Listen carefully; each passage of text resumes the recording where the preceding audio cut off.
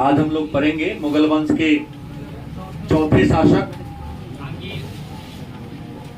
जहांगीर।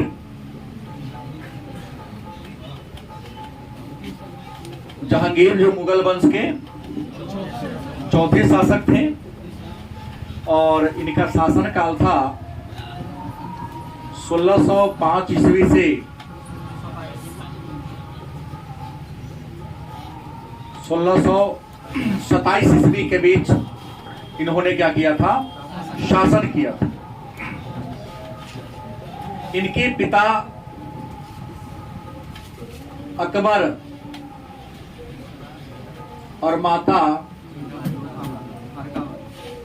जोधाबाई, जिनको अकबर ने मरियम उज जमानी की उपाधि दिया था, और इनका जन्म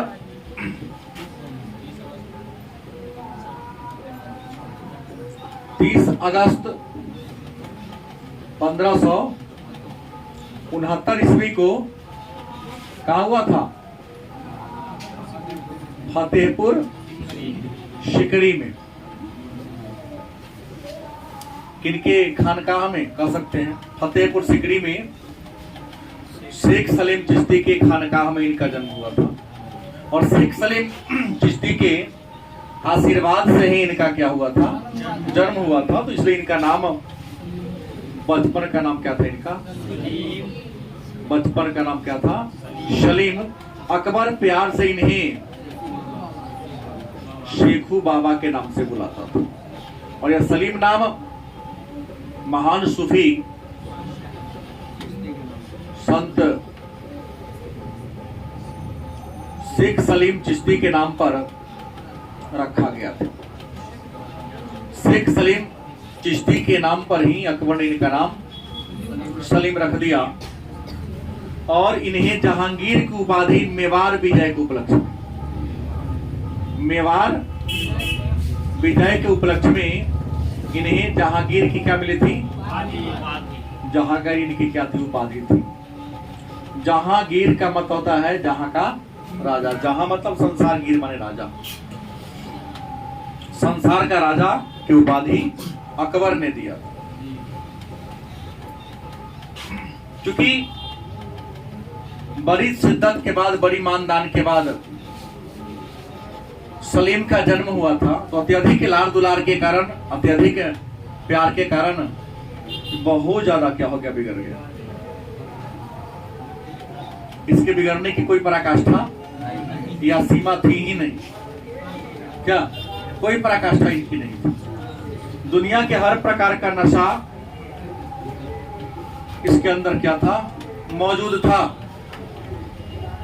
हालांकि जहांगीर के जो शिक्षक थे, जिनको अकबर ने बहाल किया था, तो इनके शिक्षक का नाम था अब्दुल रहीम खाने खाना, बैराम खान के बेटा अब्दुल रहीम खाने खाना को अकबर ने इनके शिक्षा के लिए बहाल कर दिया था। हालांकि जहांगीर पढ़ा लिखा था, इतिहास, गणित, ज्योतिष, नक्षत्र शास्त्र, इन सबका विद्वान था। नॉलेज की कमी नहीं थी। पढ़ा लिखा होने के कारण इन्होंने अपना ऑटोबायोग्राफी मतलब जीवन चरित्र खुद लिखा। और इनके जीवन चरित्र का नाम है तुजुक ए जहांगीरी, तुजुक ए जहांगीरी। इन्होंने खुद फारसी भाषा में लिखा था, क्योंकि जहांगीर क्या थे, पढ़े लिखे थे। अकबर इन्हें ज्यादा लाड़ दुलार का, हमने कहा कि इनके लिए दरबार में सोने की कुर्सी बनी थी। सोने की कुर्सी पर दरबार में क्या होते थे, बैठते थे। लेकिन सारा ज्ञान होने के साथ साथ जहांगीर को सबसे ज्यादा लगाव था चित्रकला से। किससे? चित्रकला से बहुत ज्यादा लगाव था। कहा जाता है कि राजा बनने के बाद इन्होंने चित्रकला के क्षेत्र में इतना ज्यादा डेवलपमेंट किया, इतना ज्यादा विकास किया कि जहांगीर के शासनकाल को चित्रकला का स्वर्ण काल कहा जाता है। चित्रकला कई बार पूछा गया प्रश्न है, चित्रकला का कौन काल? स्वर्ण काल का मतलब होता है सुंदर काल। चित्रकला का स्वर्ण काल कहते हैं जहांगीर के शासनकाल को कहते हैं। कहा जाता है कि जहांगीर थोड़ा सा बचपन से ही अलग प्रकृति के थे। इनके अलग प्रकृति को देखकर ही कहा जाता है कि अकबर ने इनको प्रयास किया कि शासन कार्य में इन्वॉल्व कर दें, किसी न किसी लड़ाई में इनको हमेशा हम निपटाए रखें, ताकि इसको बिगड़ने का ज्यादा चांस ना मिले, मौका ना मिले। जिम्मेवारी आती है तो इंसान, बिगड़ा हुआ इंसान भी क्या होता है, सुधर जाता है। तो अकबर के शासन काल में ही 1581 ईस्वी की कहानी है कि 1581 ईस्वी में जहांगीर को काबुल विजय के लिए भेजा गया था। अकबर ने 1581 में काबुल को जीत लिया था, लेकिन इस काबुल विजय का श्रेय जहांगीर को दिया जाता है। और कहा जाता है कि 1585 की कहानी है कि अकबर ने किसको, जहांगीर को 1585 में 12,000 का, कितना का मनसब दिया था। क्योंकि अकबर ने अपने शासन काल में सैन्य व्यवस्था के पुनर्गठन करने के लिए एक प्रथा की शुरुआत किया था, एक परंपरा की शुरुआत किया था। उस परंपरा का नाम था मनसबदारी प्रथा। क्या नाम था? मनसबदारी प्रथा। मनसबदारी प्रथा अकबर ने 1572-73 में शुरू किया था। मनसबदारी प्रथा में हम एक बात जान ले कि मनसब का मतलब होता है पद या दर्जा या ओहदा। अकबर अपने विश्वास पात्र लोगों को, जिन पर उनको भरोसा था, उन्हें जमीन का क्या देता था? टुकड़ा देता था, जमीन देता था। जो व्यक्ति उस जमीन को लेते थे, उस जमीन को मनसब कहा जाता था। जो मनसब होता था, मनसब एक प्रकार का पद था। ऐसे पद को धारण करने वाले को कहा जाता था मनसबदार। इस पद में मिलता क्या था? तो व्यक्ति को उसके हैसियत के हिसाब से अकबर क्या देते थे? जमीन देते थे। क्या देते थे? जमीन देते थे। उस जमीन के बदले में उस व्यक्ति को सेना की व्यवस्था करनी होती थी। सेना का गठन करना पड़ता था, और जब राजा को उस सेना की जरूरत होती थी, उस सेना को ले लिया करते थे। बात समझ गए? तो अकबर ने मनसबदारी प्रथा की शुरुआत किया था, और अकबर के काल में अधिक से अधिक 10,000 तक का ही मनसब दिया जाता, उससे बड़ा नहीं। राज परिवार के थे, इसलिए इनको 12,000 का मिल गया। मनसबदारी प्रथा में एक पद था जात। जात का मतलब होता है सेना। एक पद क्या था? सवार। सवार का मतलब क्या होता है? घोड़ा। घोड़ा। मनसबदार को सेना खुद व्यवस्था करनी पड़ती थी, और जितना उनके पास सेना होता था, राजा अच्छे अच्छे किस्म का घोड़ा उसको उपलब्ध करा दिया जाता था, ताकि घोड़ा पर चढ़ के ही वह लड़ाई करने जाएंगे। शाहजहां जब राजा बना, जहांगीर जब राजा बना, तो इन्होंने क्या किया? मनसबदारी व्यवस्था में 2 अस्पा, क्या 2 अस्पा और शी अस्पा परंपरा को जोड़ दिया। कहेंगे कि 2 अस्पा क्या है, सी अस्पा क्या है। तो अकबर के काल में क्या था कि एक सेना को लड़ने जाने के लिए एक ही घोड़ा मिलता था। एक सेना एक ही घोड़ा पर चढ़ेगा, क्या होगा? लड़ने जाएगा। इससे कई बार सेना भी थक जाता था, और घोड़ा पहले थक जाता था, राजा को हारने का चांस ज्यादा होता था। जहांगीर राजा बना तो कहा कि नहीं, एक सेना को हम क्या घोड़ा देंगे? इसे कहा क्या? 2 अस्पा। एक सेना को कितना घोड़ा दिया गया? 2। इसे कहा गया 2 अस्पा। मतलब एक घोड़ा पर 4 घंटा ही चढ़ के लड़ाई करना है। 4 घंटा के अंदर घोड़ा को वापस ला के अस्तबल में क्या कर देना है? बांध देना है। सैन्य का मैनेजमेंट करने वाला जो कर्मचारी था, घोड़ा का मालिश करेगा, उसको चारा उरा खिलाएगा, 4 घंटा रेस्ट करेगा, तो भी तैयार हो जाएगा लड़ने के लिए। तो पूरा उसको लाएगा, इसको लेके जाएगा। बाद में देखा कि नहीं, आराम करने के लिए 6-7 घंटा समय चाहिए। इन्होंने सी अस्पा माने एक सेना को 3 घोड़ा दे दिया। समझ गए? तो मनसबदारी प्रथा में 2 अस्पा और सी अस्पा कौन शुरू किया? जहांगीर ने किया। और मनसबदारी प्रथा अकबर ने 1573-74 में किया था। इसका उद्देश्य क्या था? सैन्य व्यवस्था का गठन करना। और यह प्रथा अकबर ने चंगेज खान से सीखा था, क्योंकि चंगेज खान ने अपनी सेना का गठन 10 प्रणाली पर। सहमत है आप लोग? ये जो मनसबदार थे ना, मनसबदार 3 प्रकार के थे। कितने प्रकार के थे? 3 प्रकार के मनसबदार थे। कुछ मनसबदार ऐसे थे जिनके पास 10 गो जात, 10 गो क्या था, इन्हें क्या कहा जाता था? क्या कहा जाता था? 10 गो जात और 10 गो नहीं, 10 से 500 के बीच होता था। जिनके पास 10 से 500 के बीच मनसब होता था उन्हें क्या कहा जाता था? मनसबदार। जिनके पास 500 से 2500 होता था उन्हें अमीर कहा जाता था। और जिन्हें के पास 2500 से हो सकता है 10,000, हालांकि शाहजहां के काल में तो हो गया 60,000, लेकिन 10,000 ही माना जाए तो उसे अमीर ए उम्दा कहा जाता था। अमीर ए उम्दा का। मनसबदार की 3 श्रेणियां थी। छोटे वाला को मनसबदार, उससे थोड़ा वाला को अमीर, और जो सबसे बड़ा मनसबदार थे उन्हें अमीर ए उम्दा कहा। लेकिन इस कैटेगरी में राज परिवार के लोगों को रखा सबसे ऊपर थे। जहांगीर के काल में 40,000 दिया जाता था, शाहजहां आया तो 60,000 बढ़ा के करते कि राज परिवार के लोगों को 60,000 का दिया जाएगा। तो हमने ये कहा कि मनसबदारी पर था अकबर ने शुरू किया। तो जब जहांगीर क्या होता है कि अकबर के काल में ही 1581 में काबुल को जीत लिया, तो 1585 में अकबर ने जहांगीर को 12,000 का क्या दे दिया? मनसब दे दिया। और 1585 में ही जहांगीर का विवाह करा दिया गया। और इनका विवाह मानबाई से हुआ था। किससे? कौन थी मानबाई? भगवान दास की बेटी। ये भगवान दास के क्या थे? बेटी थे। इसी भगवान दास की बेटी मानबाई से 1585 में इनका क्या हुआ? विवाह हुआ। मानबाई को इन्होंने, जहांगीर ने शाह बेगम की उपाधि दिया था। कौन? शाह बेगम की क्या दिया था? उपाधि दिया था। लेकिन अत्यधिक शराबी पीता था जहांगीर। कर सकते हमने कहा ही कल कि महान पियक्कर।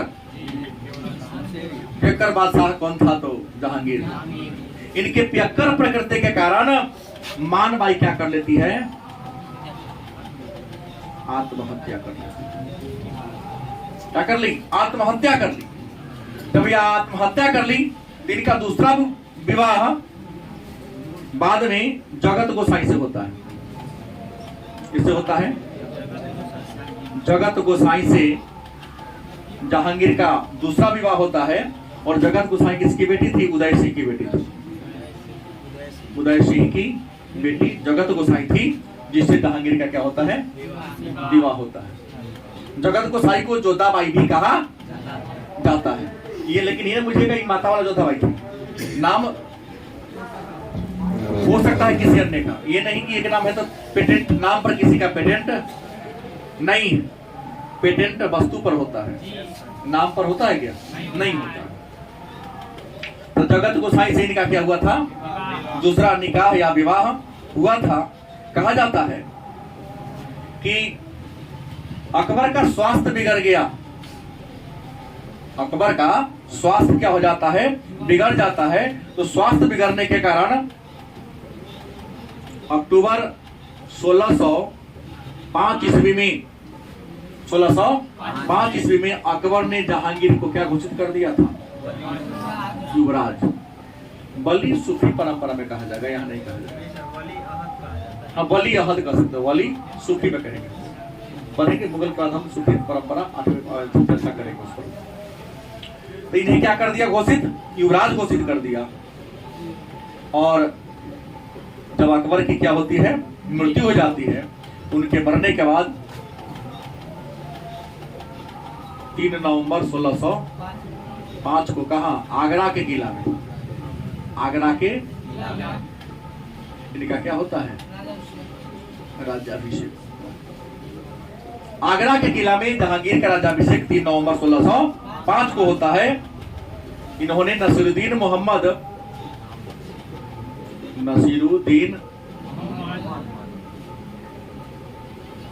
मोहम्मद जहांगीर क्या बादशाह गाजी जहांगीर बादशाह गाजी, ये पदवी धारण करके इन्होंने क्या किया, अपना राज्याभिषेक कराया। बात समझ गए।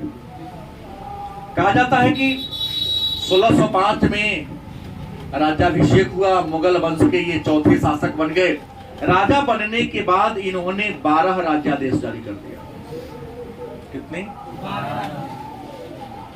जहांगीर ने कितने राज्यादेश जारी किए? 12। राज्यादेश का मतलब होता है राजा का आदेश।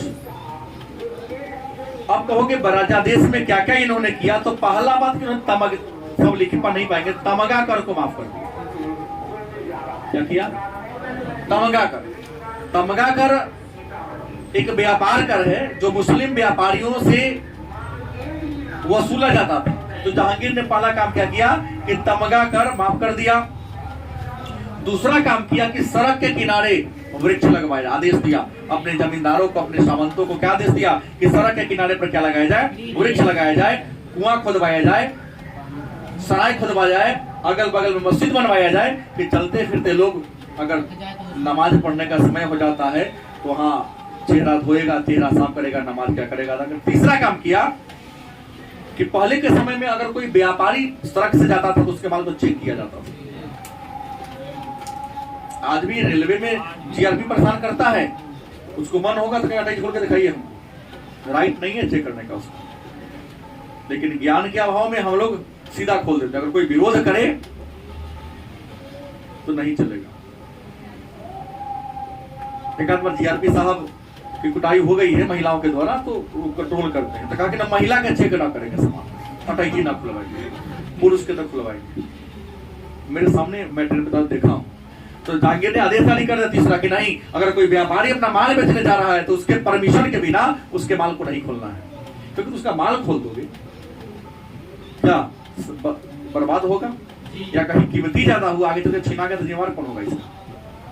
उसके परमिशन के बिना उसके माल को कहीं तलाशी नहीं लेना है।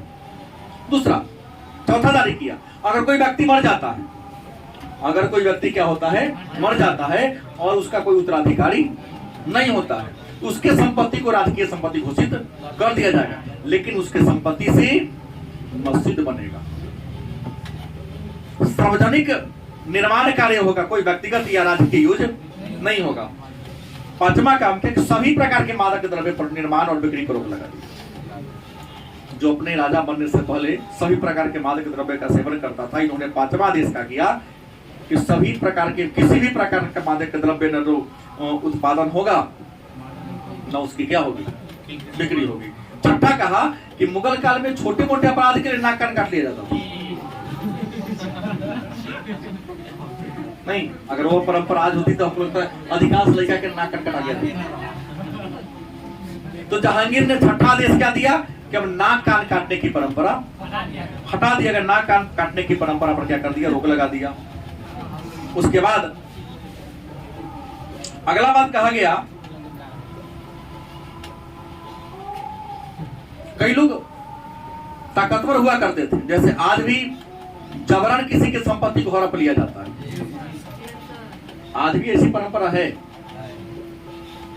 जहांगीर ने आदेश जारी कर दिया, अगर आप किसी के प्रॉपर्टी को जबरन हड़पते हैं तो कानून में क्या है, जुर्म है। उसके अलावा कहा गया कि किसानों को भूमि पर जबरदस्ती कोई राज्य सरकार चाहता है कि हम यहाँ काम करेंगे, हम हड़प लेंगे किसान का जमीन, तो कहा कि नहीं, किसान की इच्छा के विरुद्ध उसके जमीन को हड़प नहीं सकते। इसके अलावा गरीब लोग बीमारी से मर जाया करते थे, इन्होंने घोषणा कर दिया कि गरीबों के इलाज के लिए खैरात के अस्पताल क्या कर दिया जाए, खोल दिया जाए। और सप्ताह में कई दिन, 2 दिन, कहा कि पशु की बलि, वह दिन था रविवार और बृहस्पतिवार माने गुरुवार। क्यों? तो रविवार के दिन अकबर का जन्म हुआ था और बृहस्पतिवार के दिन जहांगीर का राज्याभिषेक हुआ था। और इन्होंने पशु बलि पर रोक लगा दिया। जेल में जितने भी विचाराधीन कैदी बंद थे, मुगल काल में बहुत सारे कैदी थे जेल में क्या थे, बंद थे, उन सारे कैदियों को क्या कर दिया गया। और सबसे महत्वपूर्ण काम किया कि इन्होंने 12वां नंबर में न्याय की जंजीर लगवा दिया। न्याय की, आगरा किला के शाह बुर्ज से यमुना नदी के किनारे तक 60 गज लंबा सोने का मोटा चैन लगवाया, उसमें 50 सोने की घंटी लगवा दिया, जिसका नाम पर न्याय की जंजीर।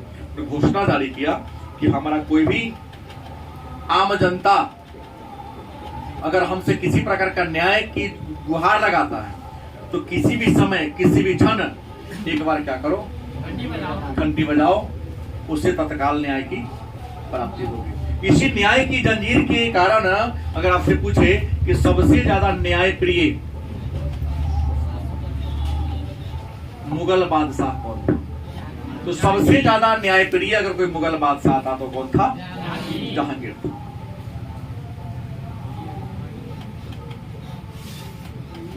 तो ये था जहांगीर। और तो इन्हें राजा कैसे बना, क्या क्या किया, हो गया। अब सत्ता प्राप्त करने के बाद इन्होंने कुछ बदलाव किया। तो सत्ता प्राप्त करने के बाद इन्होंने सबसे पहला काम क्या, सुन लीजिए। तो इनके कहने पर ही वीर सिंह बुंदेला ने अबुल फजल की क्या कर दिया था? हत्या कर दिया था। तो वीर सिंह बुंदेला को इन्होंने 12,000 का मनसब दिया था। हमारा कहने पर बिना दंड का विचार किए उन्होंने मेरे काम को फौरन पालन कर लिया। तो 12,000 का मनसब दिया और बुंदेला को अपना क्या बना दिया? सेनापति बना दिया। एक और है मिर्जा गियास बेग का नाम मैं बताने जा रहा हूं। मिर्जा गियास बेग जो नूरजहां के पिता थे, उन्हें इत्मादु दौला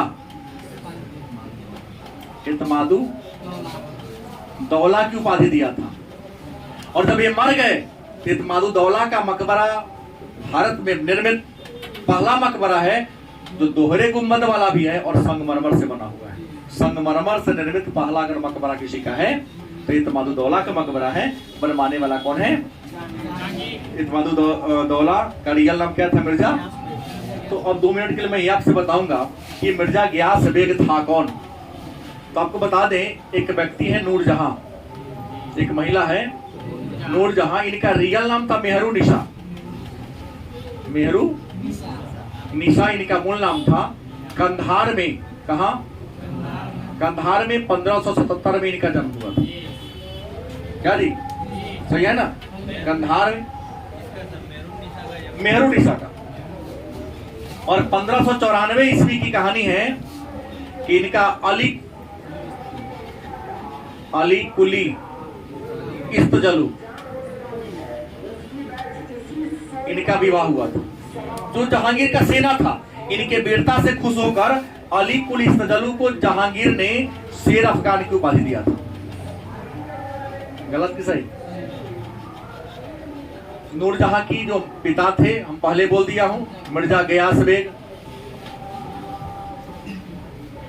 माता का नाम था असमत बेगम। क्या नाम था? भाई का नाम था आसफ खान। और एक बेटी थी पहले से, लाडली बेगम। बेटी क्या नाम था? जो शेर अफगान की बेटी थी।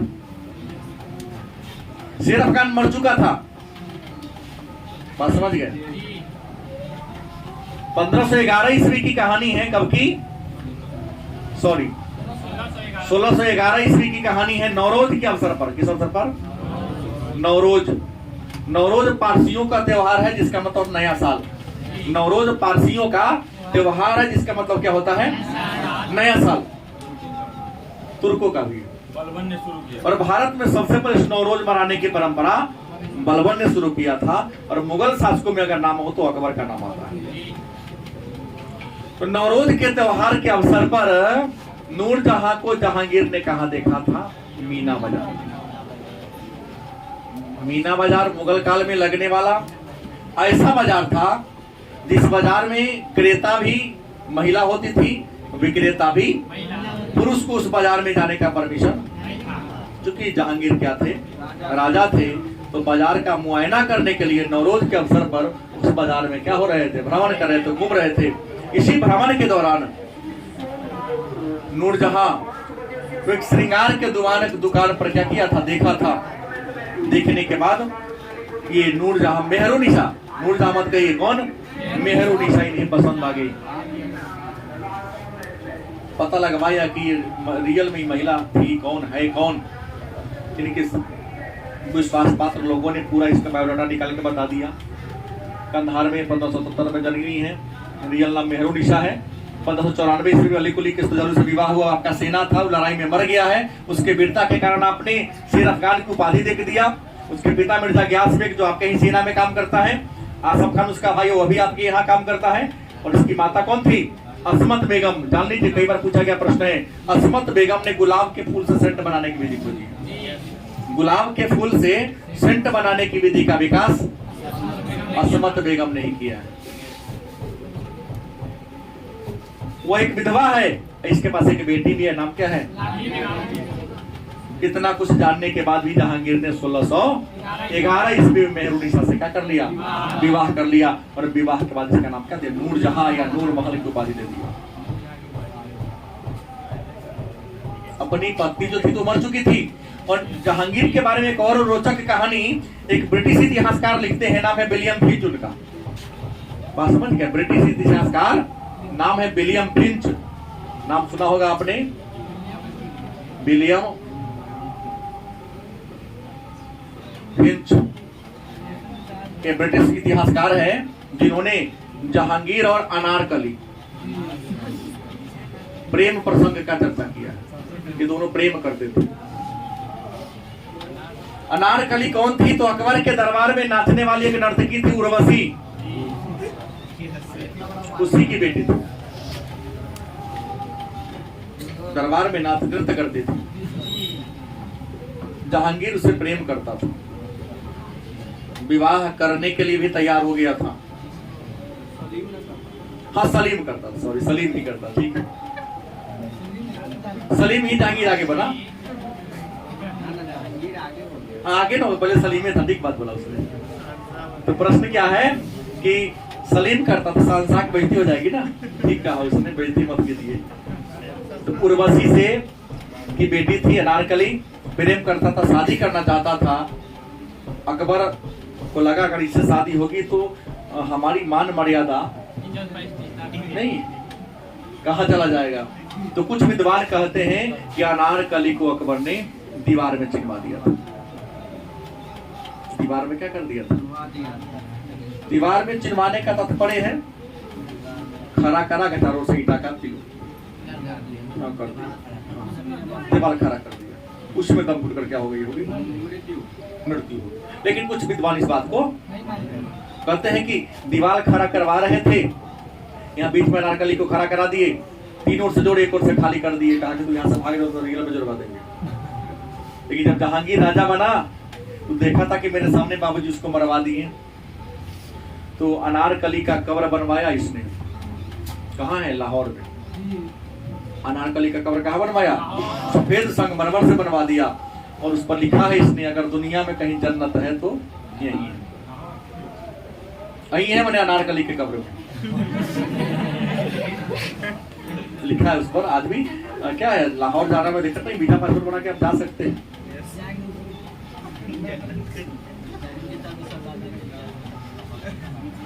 उसके अलावा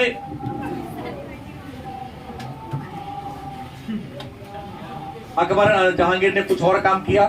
राजा का पद प्राप्त होते तो बीच में आ गया। मैंने कहा दिया, अबुल फजल का नाम आपने सुना होगा। अबुल फजल जो अकबर के सबसे विश्वास पात्र लोग थे। इनके बेटा का नाम था अब्दुल रहान। अब्दुल रहान इनके बेटा का नाम था। तो जहांगीर ने इनको 2000 का मनसब दिया था। कितना का? 2000 का मनसब दिया था। और कुछ और लोग थे, कुतुबुद्दीन कोका एक और थे। कुतुबुद्दीन कोका को जहांगीर ने क्या किया था? बंगाल का गवर्नर बना दिया था। बंगाल का इंपॉर्टेंट बात है कि जहांगीर के शासनकाल में बंगाल का गवर्नर कौन था? कुतुबुद्दीन कोका। और शरीफ खान को, किसे? रियल में बदमाश था ही। शरीफ खान को अपना पीएम बनाया था। खान कभी शरीफ नहीं होता। तो शरीफ खान जहांगीर का क्या बने थे? प्रधानमंत्री बने थे। एक बात मैं बता दूं, बार बार अपने क्लास में 5 मिनट का समय मैं नैतिकता की बात करता हूं। हालांकि बड़े बड़े लोगों को, आईएएस अधिकारी लोग को नैतिकता के लिए नीति शास्त्र एथिक्स पढ़ाया ही जाता है। लोग लेक्सिकॉन का नाम लेते हैं कि इससे अच्छी कोई पुस्तक नहीं है, खूब पढ़िए। लगता है नहीं, लेक्सिकॉन नीति शास्त्र की पुस्तक है। और ट्रेनिंग के बाद नीति शास्त्र रहता है कि नहीं तो भगवान जाने, हम तो नहीं जानते।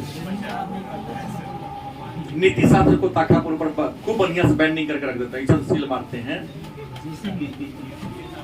कि न नीति होगा ना शास्त्र होगा, वही होगा जो पद के अनुसार होगा। तो जहांगीर ने क्या किया,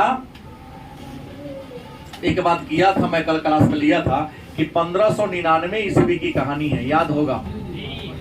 अपने पिता अकबर के विरुद्ध क्या कर दिया था, विद्रोह कर दिया था, याद है ना। स्वतंत्र शासक के रूप में घोषित कर दिया था। तो कलयुग है, इंसान को अपने जन्म कर्म सबका सजा भोग के ही मरना। क्यों? लड़का 3 को बटन, ऊपर वाला बटन लगा के लाओ, थोड़ा बार बार यहाँ तक खुल के चलेगा। तू देखिए कितना टेंशन होगा, पीठ तक खुल के चलेगा, क्या पीछे बटन टूट जाता है, अगर बार बार टूटिए जाता है। तो जहांगीर का बेटा, सबसे बड़ा बेटा, नाम था खुसरो खान। क्या नाम था? सबसे बड़ा बेटा था। 1606 ईस्वी की कहानी है। राजा बना, और अगले साल खुसरो खान ने अपने बाप के विरुद्ध विद्रोह कर दिया। इस विद्रोह में सहयोग किया था खुसरो खान के मामा ने, सहयोग किया था। करना हम अति में तो नहीं, जहांगीर का सबसे बड़ा बेटा खुसरो खान था, विद्रोह कर दिया 1606 ईस्वी में। कहा जाता है कि इसके मामा ने इसको सपोर्ट किया था। मामा के साथ साथ एक और थे, सिखों के 5वें गुरु अर्जुन देव।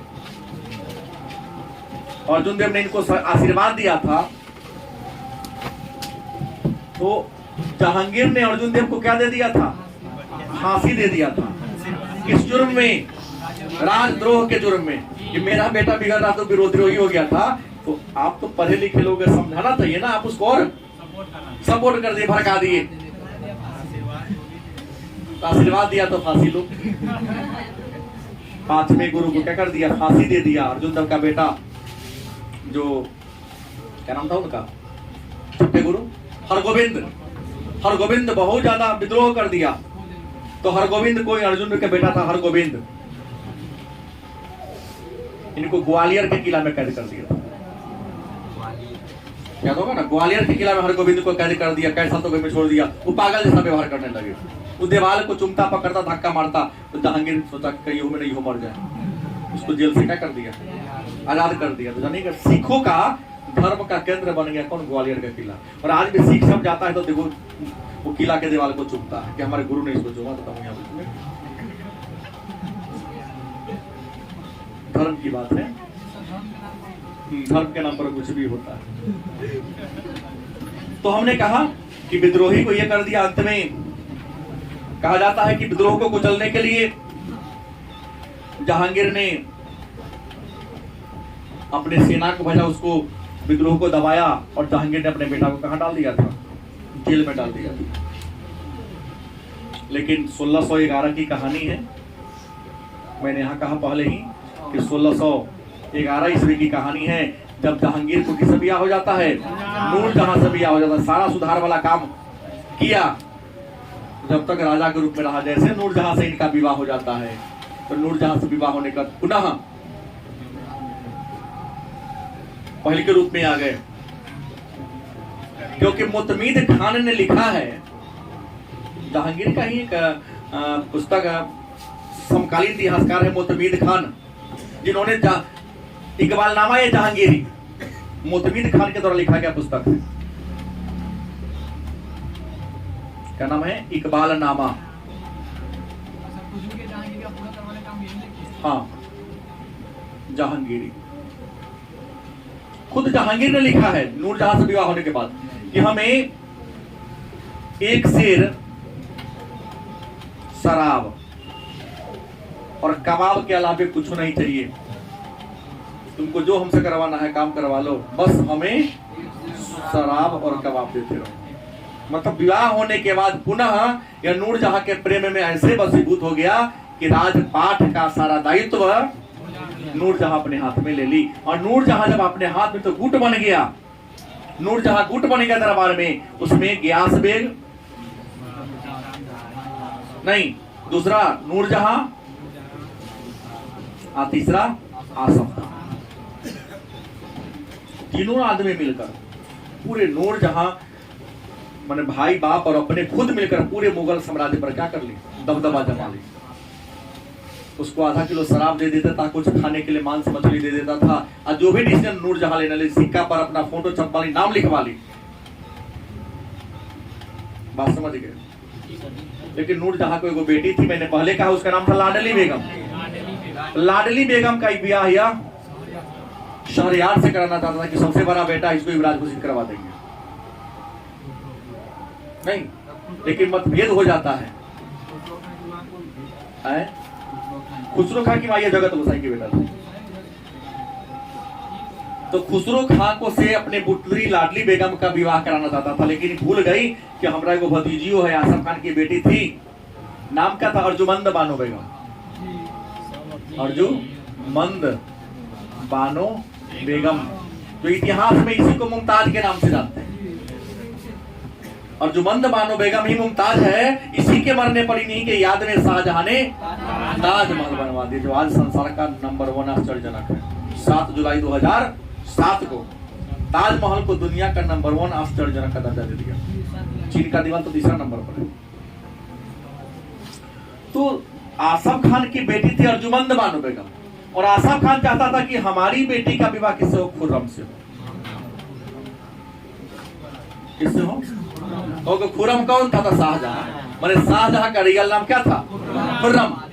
इसी अपनी अपनी बेटी को विवाह को लेकर नूरजहां और आसफ खान में क्या हो गया, मतभेद हो गया। नूरजहां गुट क्या होता है, टूट जाता है। इस विवाद के कारण शासन व्यवस्था पर पकड़ भी ढीली हो जाती है। इस समय खुर्रम तो दक्षिण भारत में सूबेदार के पद पर था, क्योंकि गोलकुंडा अहमदनगर अकबर के काल में नहीं जीत सका था, तो जहांगीर ने भेज दिया था शाहजहां को दक्षिण भारत के विजय को उपलक्ष्य में ही 1616 ईस्वी में खुर्रम को जहांगीर ने शाहजहां की उपाधि दिया था। दक्षिण भारत जीता, उधर का गवर्नर ही बना दिया। लेकिन जब दरबार के षड्यंत्र की जानकारी किसको मिलती है? शाहजहां को। तो शाहजहां आसफ खान पर ज्यादा इनका झुकाव था। शाहजहां से परमिशन ले लिया कौन? आसफ खान। एक षड्यंत्र रचकर खुसरो खान को तो पहले अंधा करवा दिया और बाद में इसको हत्या कर दिया। बाकी डावर बख्श अन्य जो बेटा था उसको भी जेल में कैद करा के मरवा दिया। और अंत में आसफ खान की सहायता से खुर्रम शाहजहां का उपाधि धरान तो मिल ही चुका था। मुगल वंश के क्या बने हैं राजा 1627 में बने। और जहांगीर के शासनकाल का क्या हो जाता है? अंत हो जाता है। लेकिन जहांगीर के काल में सबसे ज्यादा अगर किसी चीज का विकास हुआ तो चित्रकला के क्षेत्र में विकास हुआ। और जहांगीर ने अपने शासनकाल में आगरा में आकारीजा नामक एक चित्रकार के देखरेख में एक बहुत बड़े चित्रशाला का निर्माण कराया था। और उस चित्रशाला में उस समय के जो बड़े बड़े चित्रकार थे उनको पनाह दिया था कि आप चित्र बनाओ और अपनी कृति को बढ़ाने का काम करो। 1627 में मर जाते हैं। और इनका कब्र कहाँ है? जहांगीर का कब्र कहाँ है? इनको नहीं याद है? शहादरा में। शहादरा में कहाँ है शहादरा? लाहौर में। हाँ, नूरजहां ने बनवाई। क्योंकि नूरजहां जिंदा थी तो नूरजहां को पेंशन दे दिया गया। शाहजहां ने कहा कि तू तो माँ है, षड्यंत्र तो ज्यादा रची थी, तो तुमको हत्या तो संभव नहीं है। तो नूरजहां को 1.5 लाख अपनी माँ नहीं थी, फिर भी माँ थी ना, दंडित नहीं किया उसने। कहा कि तुम लाहौर ही रहो, 1.5 या 2 लाख रुपया पेंशन देकर उनको वही छोड़ दिया। तुम वही रहो, सलाहिता आपको पेंशन है।